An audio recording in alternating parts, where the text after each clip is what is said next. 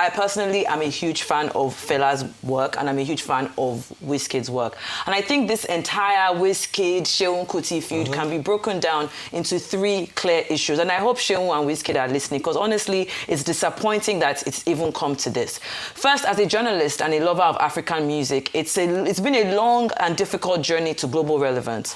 Like Ikenna said, very deeply disappointed in both of them. What this exchange has done is open up the Fela legacy to unnecessary disrespect, when in fact it should be used as a platform for education and historical context. Now, Fela Anikulapo Kuti's name should never be dragged into social media skirmishes or used as a rhetorical weapon in fan wars. If anything, his legacy deserves intellectual seriousness and not emotional defensiveness. There's no serious person alive that believes that Wizkid is greater than Fela in the historical sense, including Wizkid himself. Which brings me to the second point. This false comparison is intellectually lazy. Now, 2 things can be true at the same time without one cancelling out the other. Just like in football, Pele and Maradona were the greatest of their era, and Messi and Ronaldo are the greatest of theirs. Nobody sensible is arguing that Messi's greatness is going to erase Pele's legacy. They existed in various contexts, they served distinct cultural functions and operated within different global systems. And the same applies here.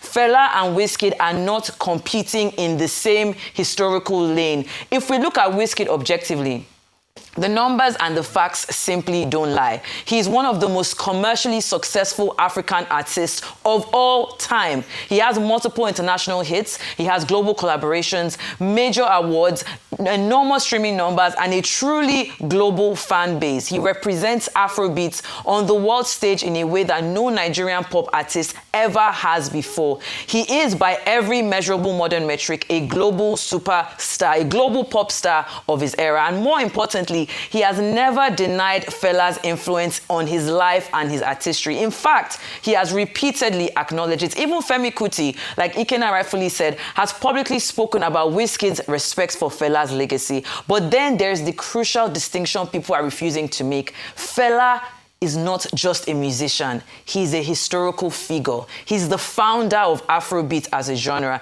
He is a global cultural icon, studied in universities around the world. He used music as a political resistance against military dictatorships. He shaped African consciousness, activism, identity through sound. He influenced generations of artists, including Wizkid, Burna Boy, David, Rema, mention it. His legacy transcends music into politics, culture, and history itself. So no, Wizkid is not greater than Fela in a historical or cultural sense. But yes, Wizkid is the most globally successful African pop star of his generation. And both these things can coexist without contradiction. And that really is the core issue here.